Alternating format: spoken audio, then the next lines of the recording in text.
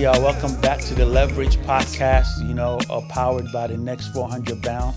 Next 400 Bound's vision is to create a legacy of wealth and community for generations to come. And what does that mean? That means we're cultivating business opportunities within the Black communities across the globe so that we can empower ourselves, enrich ourselves, and be sole beneficiaries of the work that we put in. And we're hoping that the next generation, and we say 400 years because we're talking about another 400 years on top of the 400 years that has already existed. So the year will be 2419. I don't think I'll be here, and I don't know if you'll be here unless you got AI powered machinery in your system to rock you for another 400 years. But most importantly, we want to create substantial opportunity that would empower the next generation so they can have wealth and access. So welcome to the podcast, Leverage. I'm your host, Kweku Q, and today I got a big boss man here rocking with me, Mr. James C.B. Gray. You know what I'm saying? I'm going to tell you what this guy is all about. CEO of the Hip Hop Fraternity, HHF. He supports artists, producers, entrepreneurs, and the hip hop culture. He's also the executive vice president of the Bronx chapter of the National Action Network, focusing on social activism and mentoring youth. He's a political consultant. He's on many committees contributing to local and national political efforts. He's also a professional drummer. I know this, right? And he's also an actor. And he blends his artistic talents with his civic commitments. And Mr. Gray, James C.B. Cool Breeze Gray, come on, man. Welcome to the podcast, man. Let's uplift a community today, man. I thank you so much. It's an honor to have you here. You've always inspired me since the first day that I met you. You've invited me to several events and stuff especially in New York, where you were doing things to uplift the community. And, it's very impressive for me to know that there's a brother like you out here, dedicating their time, their effort, and their energy to empower our communities. And God bless you for that. Welcome to the show, man. Tell me about this HHF thing, because I'm so proud of you. I listened to you on the Breakfast Club that day, and I was like, wow, it's impressive. I got to get him on here so he can empower us as well. Well, first and foremost, I want to thank you, brother Q, man. We go way back, and we worked on a lot of big projects together. So, you know, it's like, you congratulate me, but we work together in so That's many right. capacities. So I congratulate you on the same level, man. We're like, on the same playing field, and it's definitely an honor to break bread and share, in the boundaries of resources specifically for the youth and the diaspora altogether. Besides the HHF CEO, I'm also the county committeeman for the 68th Assembly District of New York State. I was just reelected in June for my fourth term. So I do a lot in local politics and local government here in New York City. And, I've been doing local government. I actually taught political science at City College for, several semesters too. I don't have the time to do it anymore. But I'm always trying to enlighten especially the youth, on the political structure, political policies, and how best to make politics work for you. I didn't want to become a politician. I think it was out of frustration from begging politicians for money as an activist for so long. I said, you know what? Let's cut out the middleman here and go straight, to the horse's mouth and get this, and then I started really understanding how policy worked.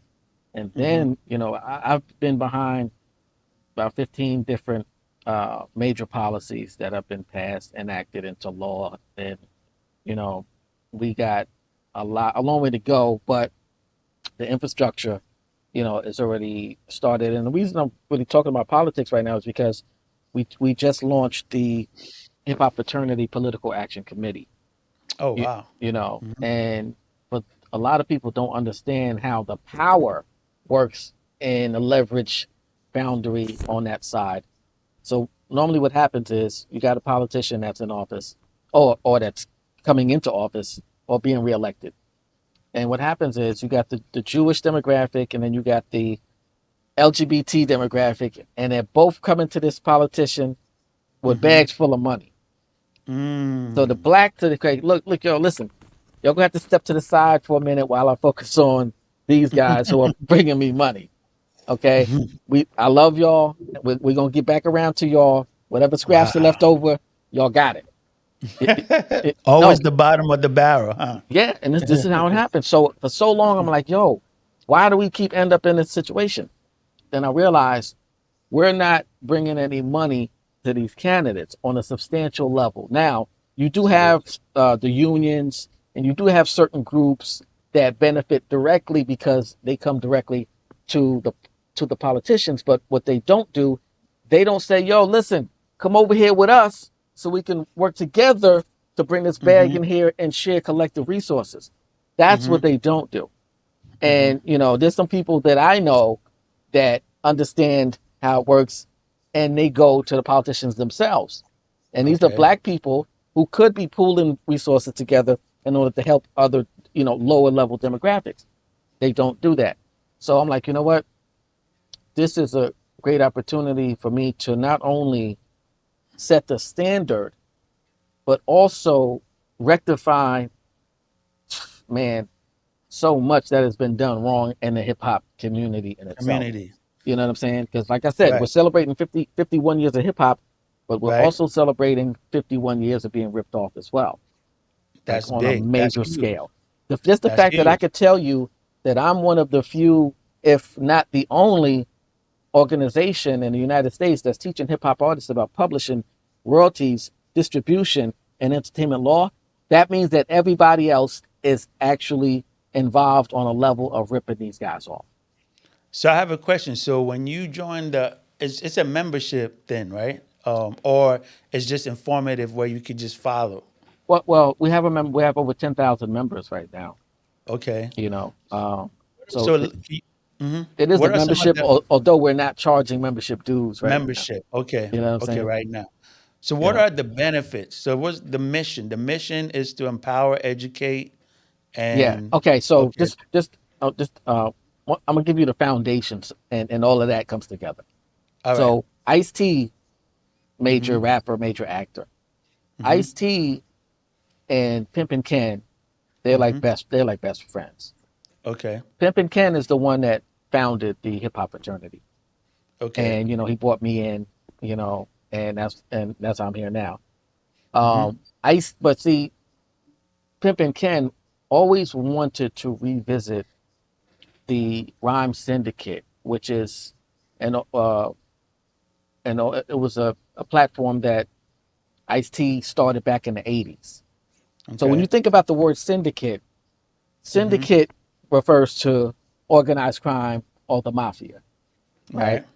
So the Rhyme Syndicate was started by Ice T, and it basically symbolized the fact that the mafia can have a dispute with another organization or among families in itself, and they can somehow have a sit down and decide not to kill somebody or decide not to bomb something.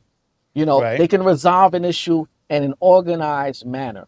This is why they refer Right. to them as organized crime. Organized. Right. So Ice T said, "Why can't we do that in hip hop? Why can't we do that with the gangs?" So Mm. he said, "Listen, I'm going to implement this infrastructure." And this Ice T did a bunch of ceasefires. He had a bunch of gangs that were warring against each other for years that put down the guns and hugged each other and started Mm. working together. And this Mm-hmm. happened because the uh, Rhyme Syndicate was able to bridge the gaps and mend barriers and bring brothers together. So he started doing Mm. that in the music, gangster rap and all this stuff. That's how they got a song called "We All in the Same Gang." And that was Mm. a big West Coast song that had Bloods, Crips, all Mhm. these gangs that were Mhm. warring on a track together. Mhm. But now what happened is the bureaucracy and the system and the music industry, they Mhm. wanted to ramp up gangster rap because the gangster rap music was directly afflicting the behavior of young black boys and young black men.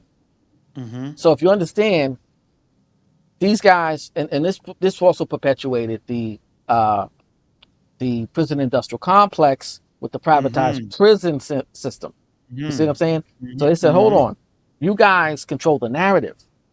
So Mhm. by controlling the narrative, you can automatically trigger Mhm. someone's behavior by the message and the genre of the music. So if you got gangster rap and you're promoting shooting and killing, guess what's going to happen? It's going to Killing and influence shooting. these people to want to do that. And look what's Yeah. happening with drill rap. All these years later, it came back around, even in a more Mhm. harsh perspective. Because guess what? You can't call yourself a drill rapper unless you got beef Right. with an op or an Right. opposition. So Right. the Rhyme Syndicate was the blueprint that Pimpin' Ken wanted to revisit because he saw it as a valuable asset to not only forming alliances, collaborations, but also the also um, giving brothers an opportunity to take things to a higher level of frequency. You see what I'm saying? Mm. And get the Mm. brotherhood and the camaraderie, which is the next part, because that's what the hip hop fraternity is about. When you mention the word fraternity, we're not talking Mhm. about a Greek structure, alpha, omega, none of that stuff, which, those brothers are cool.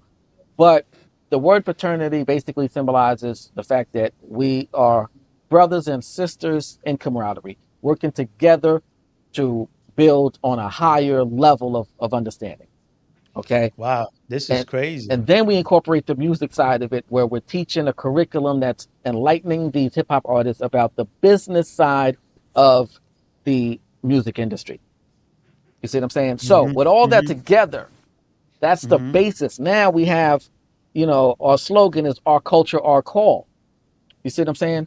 So this Mhm. is our culture. So, like Pimpin' Ken always says, the Chinese got the egg roll, the Mexican got the tamale, the Italians got the spaghetti, and African Americans got hip hop. You know what I'm saying? Right. And that's our But the thing sad thing about that one is, in the example that you gave, all those communities are the sole beneficiaries of hip hop. of that. And see Yeah. that's crazy because there's You know? other nationalities and entities that have benefited from hip hop sometimes more than we have. And see Because that's when I look, yeah, yeah, yeah, when I look at the numbers and I'm like, hip hop controls over 30% of the music revenues, right? Is yes, probably the number one genre in the United States alone. yes, And yes. with all that money, it's not touching the community like it's supposed to. It's kind of crazy to me, man. Like, Well, so this is like a great thing you guys are doing right there. And then I'll let you finish. You were touching on something, teaching the kids on how, or the artists on how to leverage the business opportunities surrounding hip hop, so that um, with that education, what they can make more money, and then more money comes well, back into the one community. one one of the primary things is Hmm. teaching them about the distribution level, the marketing level. To see what happens is this: if you look at these modern day record contracts, and these guys come to me all the time, and say, "Yo, can you look over this contract for me?" And I always Hmm. tell them first and foremost, your lawyer needs to look over anything that you sign. Okay, I'm gonna check it Yep. out, but I still want you to bring it to your lawyer too. That's very Hmm. important. And the reason I Hmm. say that is because about 70% of the contracts nowadays focus solely on the life insurance policy. And it's crazy because what happens is these the industry has come to a point where it's okay, you know what? We're not we're not creating any more Tupacs, Biggies, Michael Jacksons, or Princes. These guys got too big to where we couldn't control them anymore. Mm-hmm. And sometimes they had to get rid of these guys. Because if you look at Michael Jackson and Prince, for example, they both mentioned the fact that this is their last album with the label. After this, they're going on their own. Mm. Yeah, they didn't make it. Okay, Wow. and that's all I'm gonna say. But you can connect the dots on that because guess what? They both had Prince said he was every album he ever did he recorded himself. In his studios with his music, he did all the instruments and everything. And guess what? He still got a bill every album for over $100,000 for recording. So I said, hold up. They sent him a bill for every. Just imagine every album Prince ever did. He got a bill for over $100,000 for recording, and he recorded his own stuff in his own studio. How crazy is that? And guess what? According to the contract, he had to pay it. You Wow. see what I'm saying? That's crazy. So Wait, before I forget this, you mentioned yeah, something about insurance policy. Are you saying that, because I understand insurance, that yeah. you can insure something that you have interest in? So a business can insure, you know, if a business, for example, if I'm a partner, we have a partnership and you're my partner and we're growing a business together, I can put a life insurance on your life because you're an asset to the business. So I have Mhm. interest in you for the Yeah. success of the business. So are you talking about that kind of life insurance where Okay. they're So like, yo, if the life, if this artist yeah, dies today and I put in $5 million, yeah, I yeah. want to make sure. So Whoa, let me tell that's you, crazy. when I started doing research on this, there was a lady in Arizona. Her husband worked for Walmart, right? Mm-hmm. Mm-hmm. He died. They Mm-hmm. the insurance company accidentally sent her the email saying Mm-hmm. your husband, this man's life insurance policy has been granted. You'll be receiving $1 million, right? Whoa. That email was supposed to go to Walmart, and they accidentally sent it to the wife. The wife couldn't even Somebody's getting fired the wife couldn't even accidentally. afford enough money to bury him, Wow. and Walmart wasn't even didn't even give her $1 of that $1 million uh, life insurance policy. So that's when I found out Citibank, Walmart, Nestle. I got a whole list of these companies that take out what they call dead paupers insurance. You know what a pauper is? A pauper is like a Mm-hmm. bum. Yeah, a poor That's what they used person. to call them Yeah. back in England years ago. In the 16th, 17, Wow. 1800s, they call them paupers. Yeah. So they basically said, yo, these guys are bums. We're going to get make some money off the back end whenever they die. So that's when I Wow. started understanding that how this worked. And when I started seeing this insurance policies with the music industry, it's even worse because what they do is, see, look at the drill rap. So for a bunch of years, with hip hop artists being killed at such a high rate, Mm-hmm. they became a liability to the label. So, Of course. but instead of the label saying, "Yo, you know what? We're not gonna sign these guys anymore because it's too much of a liability," they found a way to make it work for them by taking out these life insurance policies on these artists. So now, if you a drill rapper, it's crazy because the level of intensity for their careers, a lot of times with drill is so high intensity that it actually Mm-hmm. creates more of a buzz and more money in a lot of cases, which Mm-hmm. makes it worthy now of them to say, you know what, let's take a chance on him because we don't have to rely on this guy longevity. Okay, so Right. now, first of all, if you notice how a lot of rappers sound the same now, right? Right. So what they do now is they got about 10 top rappers, they all sound the same. Right. Once that sound is over, guess what? All those rappers They're are done. they're They bring in a gone. Yep. whole new sound and a whole about 10 other new rappers with that new sound. And then they go again. And it's like they're disposable. So they're not keeping them Right. around. So the insurance policy really works even more in that capacity when you're not trying to keep an artist around for 3, 4 albums. Wow. You see what I'm saying? This is deep. So they found a disposable entity here to get their money without having to worry about long term responsibility and liability. So I play the devil's advocate for a quick second, right? Yeah.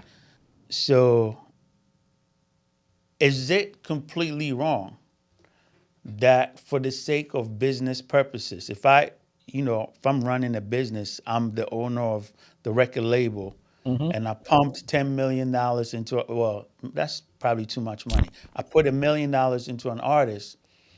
He goes out there and gets involved in gang activity and gets killed. And I'm Mm-hmm. like, damn, I lost my money. And then I do it 2 or 3 times and I lost my money. So I'm coming up with a strategy so that I can make sure I don't lose anymore, but I benefit based on what I intended to accomplish from the start anyway.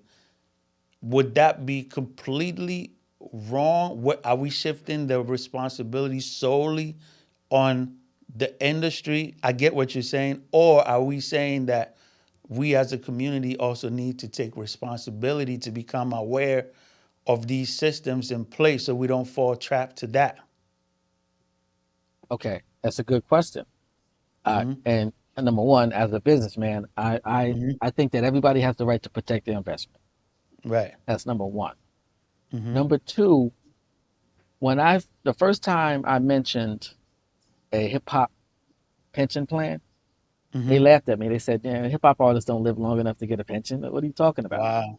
That's I said, actually brilliant. Mm-hmm. you know what I'm saying? But I said, now, what kind of incentive are we even giving them to want to live when this the first thing that you do is laugh at that prospect? So you're saying, Mm-hmm. yo, these guys are not going to make it. Okay, Mm-hmm. statistically, there is a factor there, but at the same time, what if me proposing this hip hop pension plan gave somebody hope to where they, you know what, now, although I think that in life you should have other things that should give you hope to want to Mm-hmm. live. I Right. think that, especially as a man and an adult and a Mm-hmm. professional, you should Mm-hmm. want to not only live for yourself, but for your family, and in order to leave something for your generation to come. And that's a Legacy. level of Right. responsibility. That's one of the Mm-hmm. things that we're teaching at the Hip Hop Fraternity too. Dope. Dope. Along with the Dope. financial literacy prospect, we also have Mm-hmm. a whole nother component that goes into um, generational wealth. I'm sorry, There you go. There generational you wealth. go. You know what I'm saying? There you go. So, you know, once again, everybody has a right to protect their investment. Now, just imagine if that label was to have these conversations like, yo, listen, brother, we really love your music. We want to Mm-hmm. work with you for Mm-hmm. longevity. Mm-hmm. And we're asking you to think about your career in the long run and us all working together. If there's anything that you might need that could help to sustain this longevity in your career, let us know so we can work together to make this happen. You see what I'm saying? And I Right. know that's just a simple conversation, but guess what? Sometimes that's all Mm-hmm. these brothers need to hear is that you even care about their longevity. Right. You know what I'm saying? Right. So these are the Right. conversations that I'm encouraging people to have, especially with these young brothers who don't know anything about anything. They Yeah. just got a passion for music and want to get on a mic. They're not So looking these at 10 years managers, down the line. yeah, these managers in the industry and stuff, artist management need to, like, besides what, because you guys, what you're doing is absolutely great and awesome. However, you know, um, these artists need to, have information about stuff like, if the company's taking life insurance to protect themselves, I need to take life insurance to protect myself and my family. You get what I'm saying? And I also think that I give in the HHF then how do the artists receive this form of financial literacy education? Like, is it like you have like webinars or like Zoom meetings or? All right. So first of all, we have Zoom calls. We have chapters. Like I Mhm. said, over uh, 40 chapters throughout the United States. Each one Mhm. of those chapters is having their like. So we got the Kentucky chapter. We got Mhm. the Florida chapter. We got the Illinois chapter. We got the Ohio chapter. Each one of these Mhm. chapters is having their own chapter meetings Mhm. where they're talking about where they rolling out, the same curriculum that we created trickles down to these chapters. Hmm. We Hmm. now each chapter leader gets on uh, a national leadership uh, Zoom that we do once a week. Oh, You okay, know, that's dope. and that call, we basically are dispersing information, updating curriculum ideas, and everything that trickles down to each chapter leader, then back to the chapter. Each one of our chapters also has implementation on the music side directly. Each chapter has access to a venue, and at that venue, we have open mics, we have showcases, we have seminars, and everything. Um, we even do. We even have we're even setting up a tour right now for all of Mm. the chapters. You know what I'm saying? Wow. For each one of our chapters has connections with major radio DJs, program directors, major promoters, major artists. We have artists that come down to these chapters, and major artists that come down and talk to these guys about what it takes to be, a major artist. How do you get there? The work ethic that you need. We have A&Rs and executives on our board that contributed to the curriculum that's teaching all the stuff too. So if you're not involved with a chapter, you can still be a member and you can still access the curriculum via the website. And I'm always promoting the website, www.hhfmedia.com. Look up in the left hand corner and it says join. Boom. Once you become a member, then you have access to that curriculum.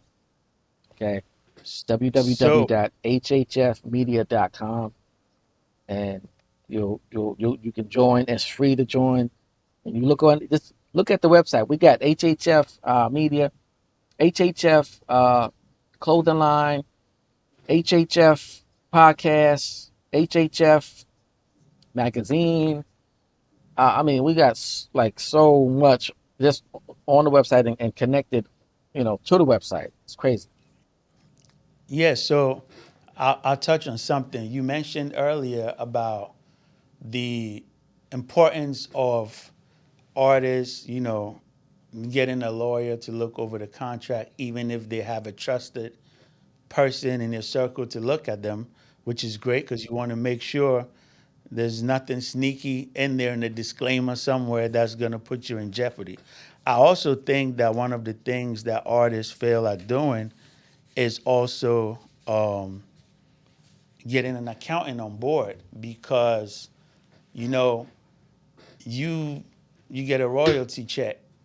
At some point, you want to audit the label. You should have a right, and most recording contracts have a clause in there saying, and certain intervals you can go in there and audit your finance. Really make sure that what you're getting paid is what you are supposed to get paid, and engaging an accountant is also important because an accountant can also point out to you your tax implications because that's the other part that we tend to forget as well, that for every dollar you make, you got to give Uncle Sam something, and then it becomes hindsight, and then that becomes another problem that dips into our generational wealth.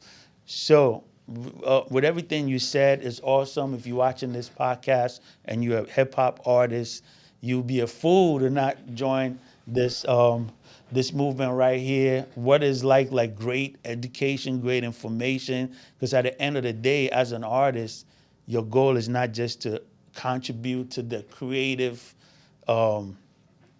um, creative environment in the world, but you also want to keep that bag for your family, your children, your grandkids. So this is absolutely like a great platform for every artist. Now, I know when we spoke earlier, you mentioned that you have a chapter in Africa. Tell me about it. Yeah, we have one in Cameroon, and Hmm. I think the other one's in Nigeria. The other one's Nigeria. Okay, so Yeah, I'm gonna I put don't you. know. Yeah, Nigeria.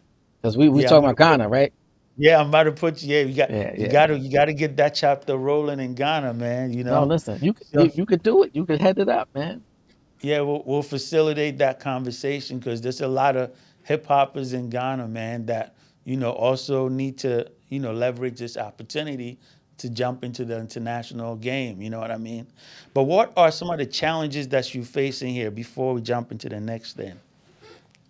Well, number one, uh, I can honestly say there hasn't been as many challenges as there could have been, and that's because uh, of my reputation of Pimp and Ken and others who Mm-hmm. are with us. So, but as always, there's always going to be something, and sometimes people are like, yo, oh, I never heard of this. I say, okay, guess what? You're hearing about it right now. Go to the website, check us out, and guess what? Those people are like, oh wow, man, this is cool, But sometimes people think if they haven't heard of it, then it's not real, that it's not, big, it's not on that level. And I said, no, man, you're hearing about us now because this is the time for you to hear about us. It Absolutely. was eventually going to Absolutely. happen. We're moving in the right circles, but now that we're on Drink Champs and Breakfast Club, the Cannon Show, 19 Keys. Now everybody's like, "Oh man!" But we're making the rounds, but we're doing the work at the same time. You know what I'm saying? So I already Right. expected opposition in some cases. There's people that think, "Oh well, our thing is better than yours." That's always going to happen. A lot of those people really not doing too much anyway. Because look, we're not trying to compete with nobody.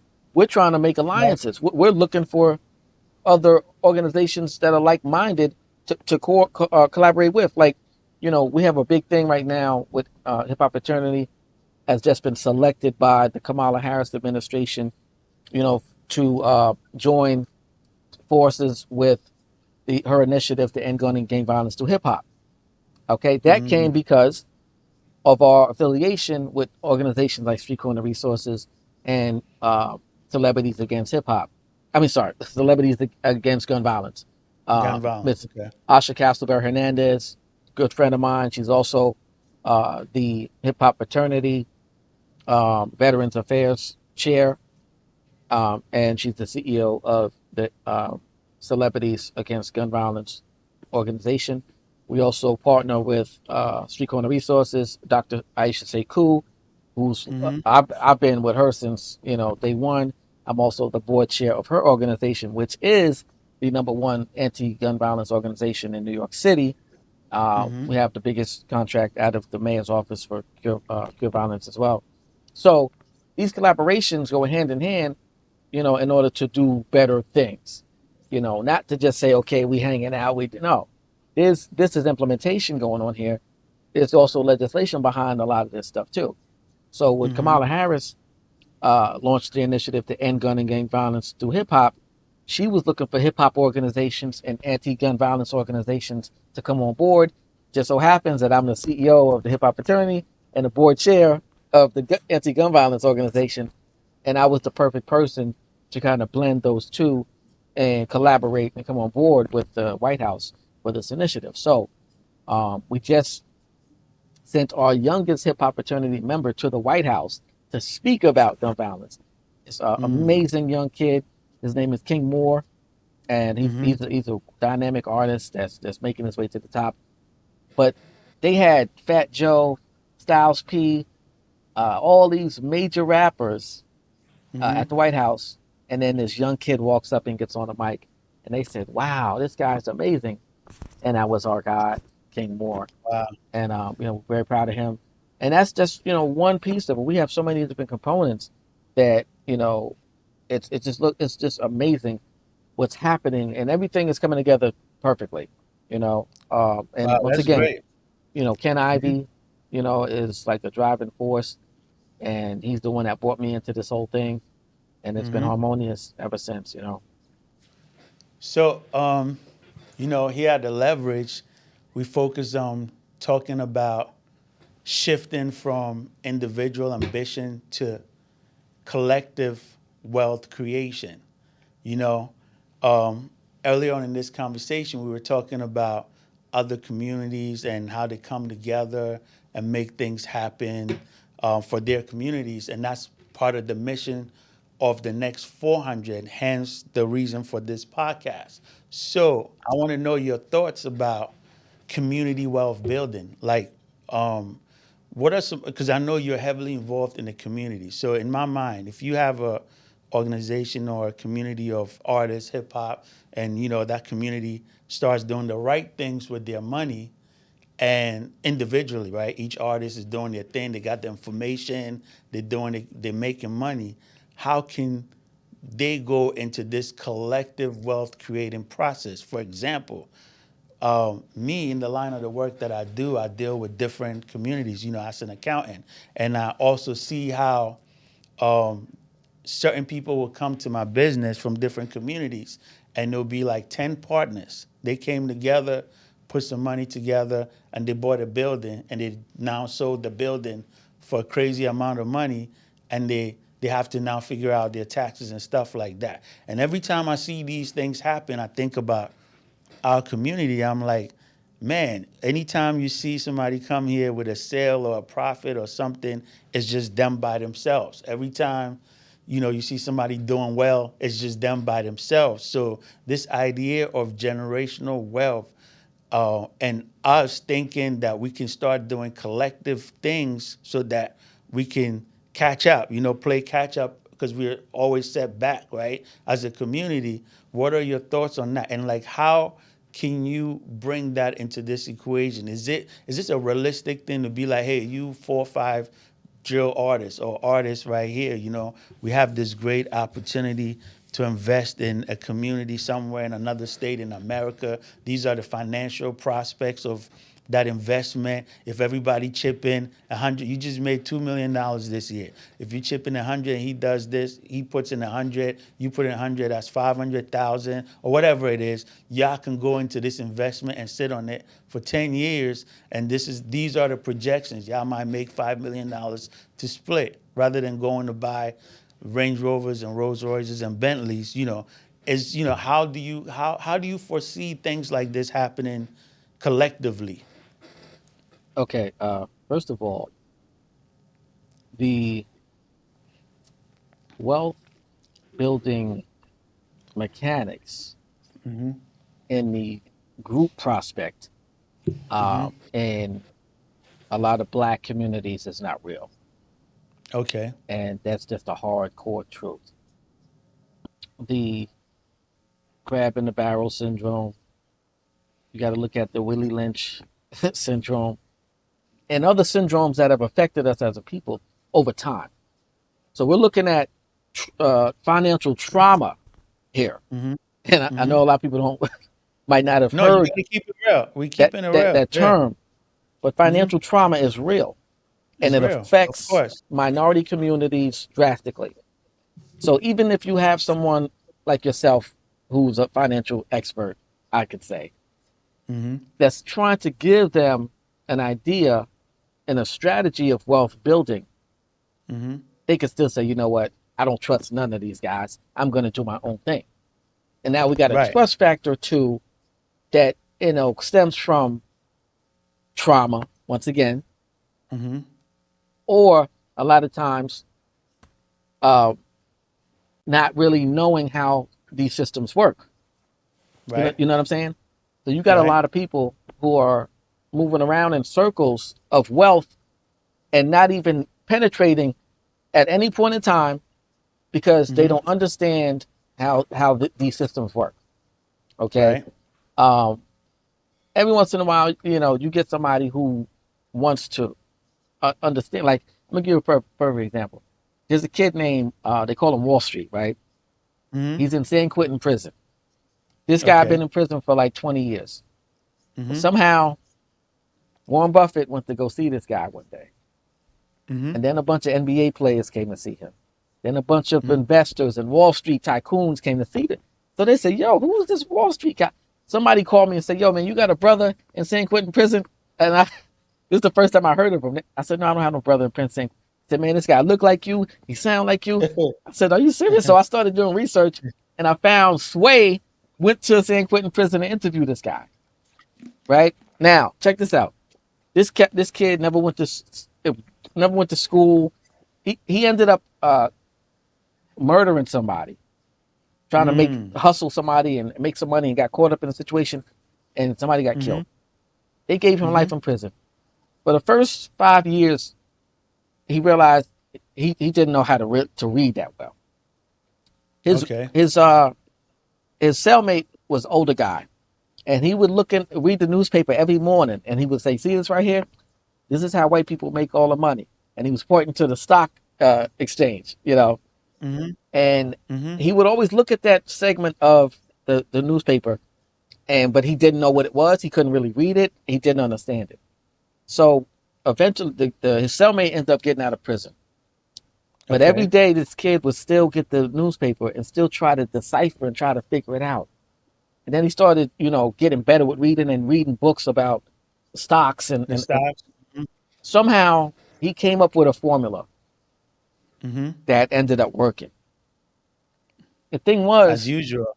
when he years later, when he started talking to people like Warren Buffett, who said, "Yo, how did you find? Who taught you this?" He said, "Nobody taught me this." But he found a strategy that worked. When he found Mm-hmm. out that the actual strategy that they teach people, it really doesn't work. Right. You see what I'm saying? So I say, every once in a while, Right. you have a situation like this that Right. happens, but I'm not saying that that's, Right. Right. Right. the Right. average So the average people. the average person wouldn't even probably go to the length that he did. Right. But guess what? He had nothing Right. but time, and he wanted to figure out how this section of the newspaper, white people make all this money, and that's all in the back of his mind. His cellmate saying, "This is how white people make all their money," and he said, "I got to figure this thing out because I need to make some. I need to get out of here." Long story short, he's still in San Quentin. But this guy did NBA games in the yard and everything. Well. You know. Yeah. Yeah. You see, but that's a profound story. That's deep and that's crazy. And I'm sure there's more Oh stories yeah, yeah. like these that we don't even hear about. But when you say it doesn't work, the problem is disheartening to hear that because you know the thing is we always come together when we gotta throw a party, Oh when we man, or gotta throw a funeral. barbecue. Yeah, or funeral, or you know what I mean. So why can't we get together to go get the bag? That's like, if we sit here and acknowledge the fact that we don't trust each other to the point that we're gonna collaborate. And for example, the story that you said, if it was another race from another community, we ain't gonna be the ones going in there to see him. He will withhold that information and only share it with his people. Yeah, You yeah, understand what I'm saying? So they can get rich. So what I'm saying is like, at some point we have to figure out. I don't know if I have the answers, but we're gonna keep talking about the idea of collective wealth creation because that's the only way we can go. You can't put up. There's no way that one person is gonna put up a whole city line without the strength of others yeah, and resources. You understand what I'm saying? And the idea that you said a crab in the barrel and all of that, we have to come to a point where we realize that, you know what? It's time to move past this thing that's holding yeah. us back. Well, real quick, let me just give you another example, Mhm. right? And I was, during the process of trying to give people an understanding of how bad the situation is. Mhm. There was two guys from right in Harlem. They both were on the Mhm. same block. One went to Rikers Island, one went to college. The Mhm. guy who went to college came home for the spring break Mhm. to be with the family. Mhm. And when he came home, he got robbed and killed Mhm. on that same block. Wow. Okay. Mhm. Now, Mhm. 2 weeks later, the guy from Rikers Island gets out. He comes Mhm. back to that same block. They gave him a block party. They took him shopping. They gave him Mhm. drugs and money. Okay. So look at the reward system here, just on that small little block.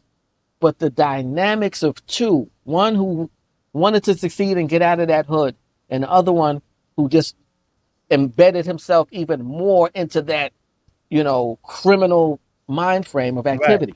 Right. You see what I'm saying? And when you Right. look at the reward level, guess what?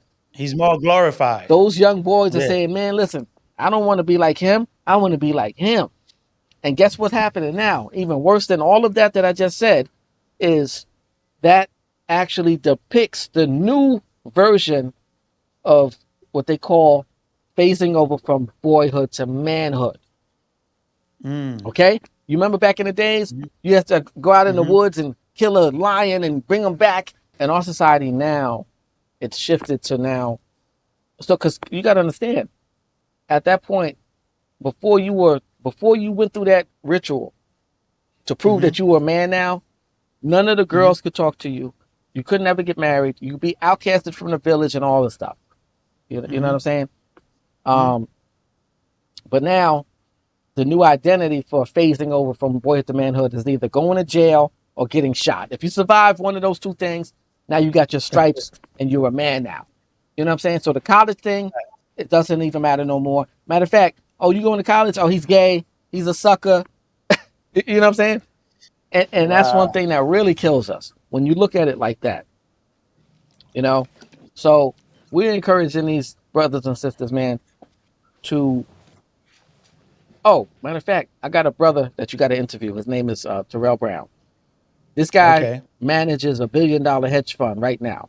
Okay, Okay. and Okay. he teaches financial literacy too. So you'll love this Okay. guy. That would be a great conversation. Yeah, for sure. Yeah. So I want to ask you something then. I get what you're saying. And, somebody listening to this, let's say somewhere in Africa, might have this thought like, whoa, there's no hope for the black community. You know what I'm saying? So, my other thing that I like to talk about is bridging the gap, between, us African, I'm African from Ghana, West Africa, though I live here in the United States, and African Americans. And one of the reasons why I believe this is very important is if we trying to fix ourselves as people so we could do better and create better opportunities for ourselves, I strongly believe that we have to get to start bonding and forming relations. For example, like the relations that I have with you. You being African American, a strong person in the community, me coming from Ghana, we could leverage this relationship so that you can know more about the African continent. Because why do I say this? There's a vast amount of investment opportunities in Africa, right? Where we talking about natural resources, we talking about gold, diamond, bauxite, coal, cobalt, all those things, the batteries that go in the electric vehicles, the Teslas, all that. Everything is happening in Africa. Guess what? Once again, all other communities and all other people are out there getting all those things. And how are they doing it better than anybody else? Because they go in there organized, structured, coming together. You can't, one person is not going there to do it. When you see China's influence in Africa, they came in there as a whole country. They went in like this, and guess what? They're going to capitalize, because when you go in there and you only got your money, you're not talking to anybody. But if you go in there and you got our money, you're going there like, yeah, we want a piece of all that gold right there. Can you afford it? Yeah. You see us? It's like 1,000 of us. You know what I'm saying? We got it. And then that's how we were supposed to do it. If we don't do it, we will always be in this place where we are having this conversation 400 years from now, talking about, you know what, to each his own. And the worst thing that I hate on this planet is to see how a brother, it's in his little Bentley truck or whatever, and he comes back to the hood, he shakes hands, and he dips off because he made it. He's out of the hood and he's gone. And what does that mean? You understand what I'm saying? Like how are we gonna say, well, let's really, really try? Because if we try, will open doors for the next generation. It may not, this is not an overnight thing. That's why we say the next 400, because we got 400 years of, it's just an idea, not specifically 400 years. But I feel like we got to really, so what are your thoughts on the relationship between Africans and African Americans? I need, you being my African American brother, I want to hear. I know you've been around and you can answer this question profoundly. All right, number one, uh, there is still hope. Okay, Okay, I know I sure. said a lot that was probably against that, but I like to give people the hardcore reality sometimes, so they'll know Absolutely. I exactly respect that. Yeah. where we're standing. and Mm-hmm. also know what kind of work we need to do to get out of these situations. Right. So Mm-hmm. there's definitely hope. Matter of fact, there's a Mm-hmm. lot of African American millionaires and billionaires that they don't even talk about because they don't Right. want to inspire too many people to get outside of Right. that 9 to 5 job bubble. See, that's another thing Right. too.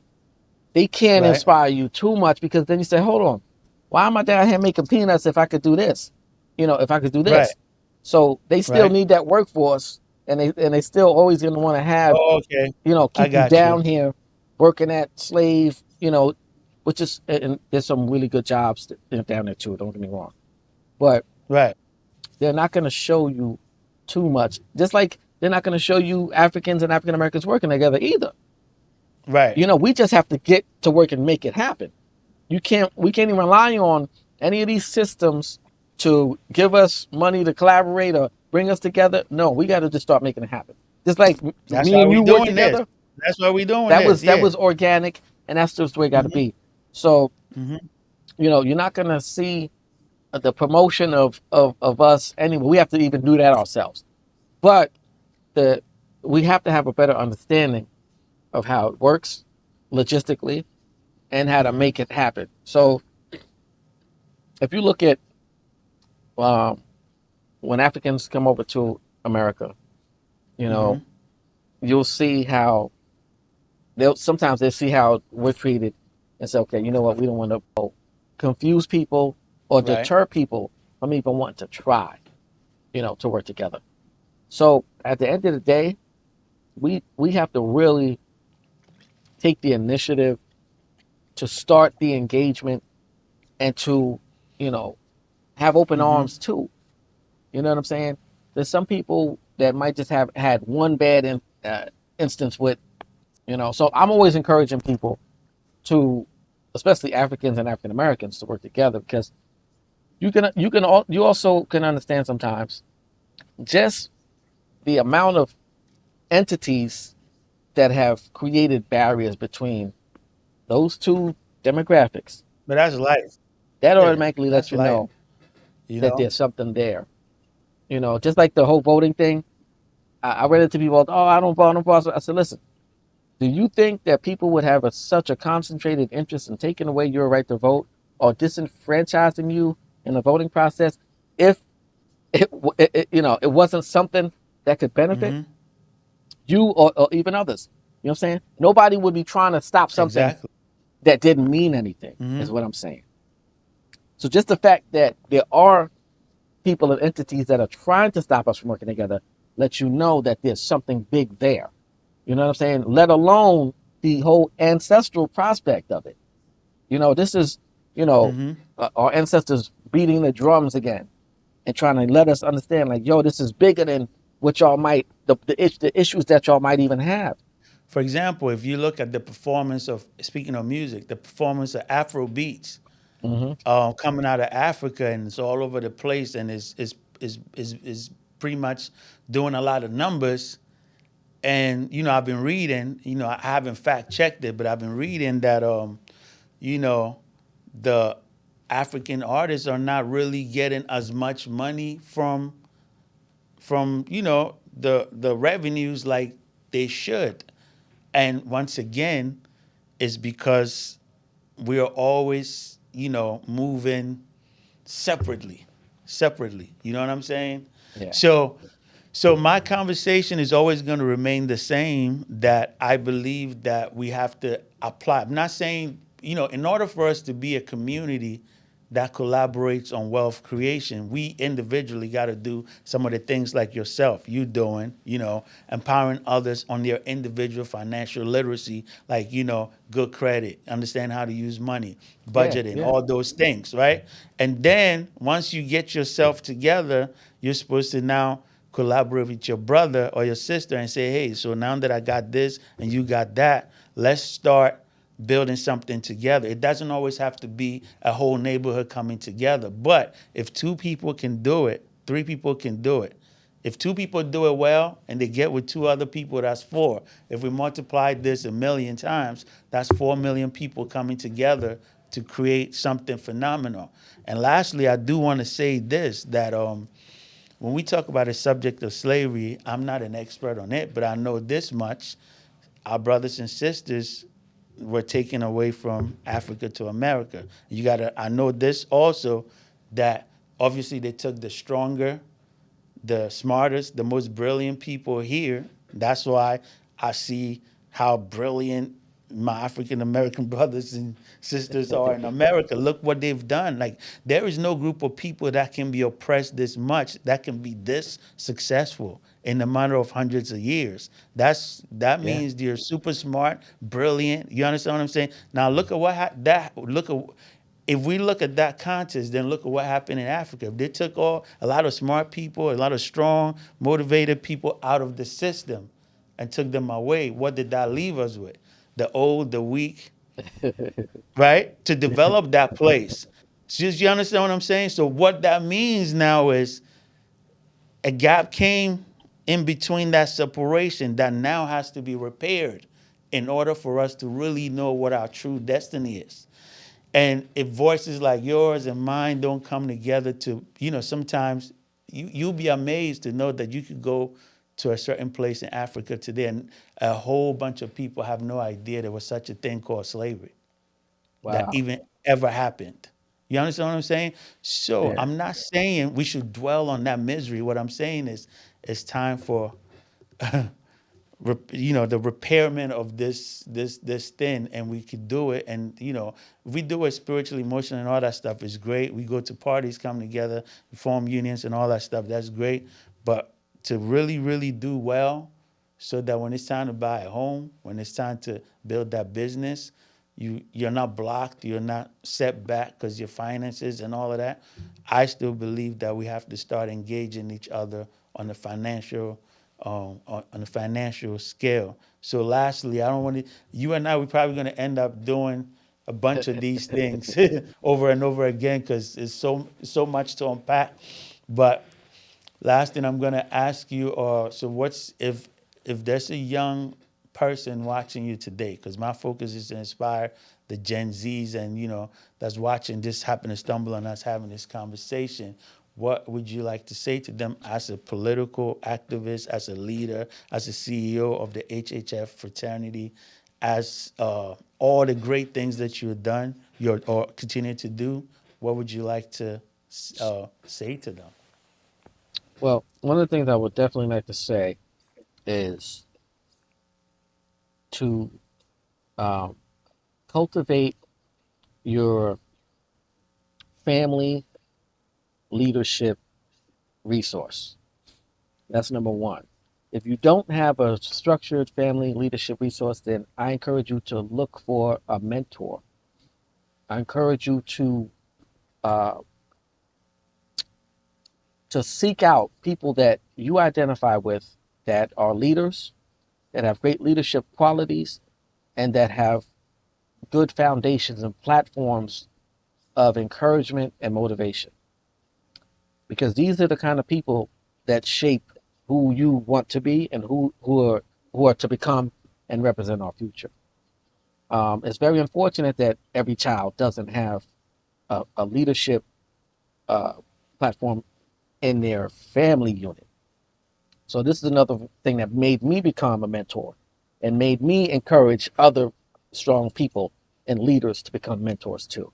So a lot of the speaking engagements I do, I always take time out to encourage my brothers who are doing great out here, successful. Take two or three of these young boys under your wing and show them, you know, a leadership prospect. Show them what it takes to have a good strong work ethic. Show them what it takes to have a dream plan and a goal. You know what I'm saying? These are the things that are very important.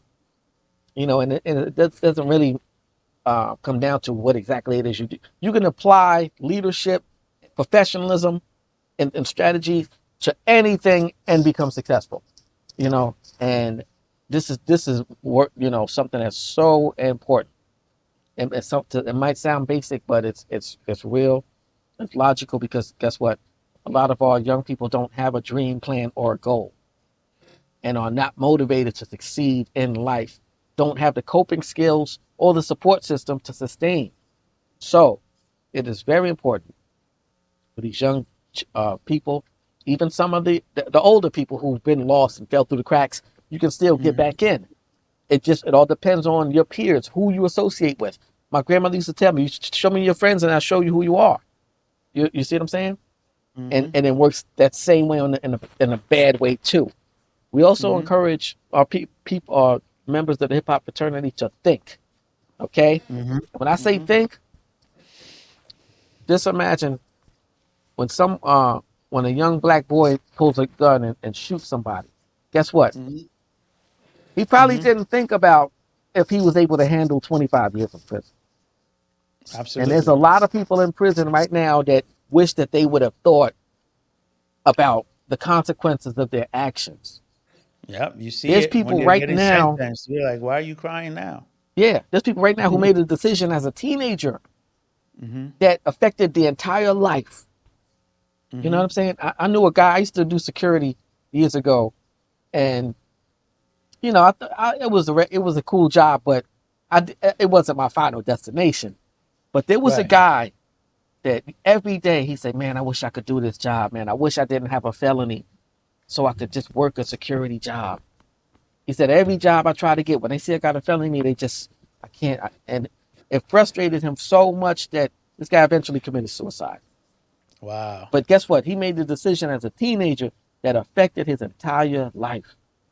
And that felony is like the mark of the beast, man. I'll tell you. Wow. Although we're Wow. working on things to give people second chances, that thing is very serious, man. When you have a stamp on you that prevents you from traveling, getting jobs, getting housing. There was a friend of mine. He did some time in prison. He was supposed to be released. I said, "Yo, when's Mike coming home?" "Oh, he's still there." So I called up there, found out he was able to be released. He just didn't have anywhere to be released to. So I said, "Hold Wow. on." So I called his parole officer. The parole officer said, "Yeah, as soon as we could find somewhere, because all his family live in the projects. Once you get a felony, Mm. you can't go back to the projects." Oh, I didn't know that. Yeah, Mm. that's a whole big thing they got now. So Wow. he stayed in jail a whole nother year. So I said, "You know what? He can come stay with me." So that's how he got released, because I allowed them to release him into my custody. Uh, I didn't know that somebody could knock on my door at 4 o'clock in the morning and do a search, though. Like I'm home. I said, "Yo, are y'all serious?" They're like, "Yeah, we want to search the crib and he got to do a drug test." So, you know, I'm just trying to help a brother out, Wow. Wow. Yeah. Well, wow, wow. This has been amazing, man. Thank you. Thank you, brother. James C.B. Gray, it's such a pleasure having you here on this podcast with me. I know this is definitely gonna happen again because we have a lot to talk about that would inspire a Yeah, lot of yeah, people. I'm not done with you at all, bro. We're gonna do this again. yeah. Hello? If you're watching this podcast and you really like what you've seen, I'm just saying you might as well just hit the like button and follow us and follow the next 400 bound and get more information on us trying to inspire the shift from individual ambition to collective prosperity. That's what we're aiming at, and we're going to do it slowly as long as we're next 400 bound. Thank you once again, and I'll catch y'all later on the next episode. Hey, before I leave, make sure that you check out the hip hop fraternity.com, Yeah. HHF.com. HHF, www.hhf.com. Also, check me out on all platforms. James C.B. Gray. JamesCBGray. You can even just Google that and everything will pop up. You know. All right. And then if you somewhere in Africa watching this and you want to get your record deal and everything looked up properly, Yeah, yeah. shout out, Hit get us in up. touch with this Just guy, go onto the you know, website. You'll see and join. information on as we Hmm. got ASCAP, BMI, everything up there. All right. I'll catch you on the next episode. And remember, you get more out of life when you help others get what they want. Peace out.